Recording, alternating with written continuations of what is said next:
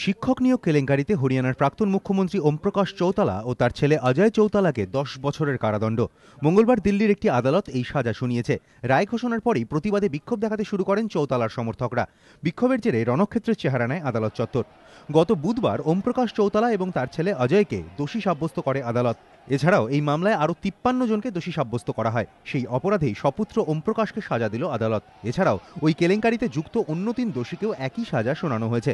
1999-2000 সালে মোট 3206 জন শিক্ষক শিক্ষিকা নিয়োগে কেলেঙ্কারির অভিযোগ উঠেছিল। চৌতালাদের বিরুদ্ধে চার্জশিট দাখিল করে সিবিআই। সেই অভিযোগের ভিত্তিতেই বিশেষ আদালত তাঁদের দোষী সাব্যস্ত করে।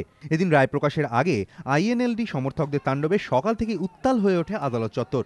জোর করে আদালতে ঢোকার চেষ্টা করেন তারা। বাধা দেওয়া হলে পুলিশের ওপর চলে আক্রমণ।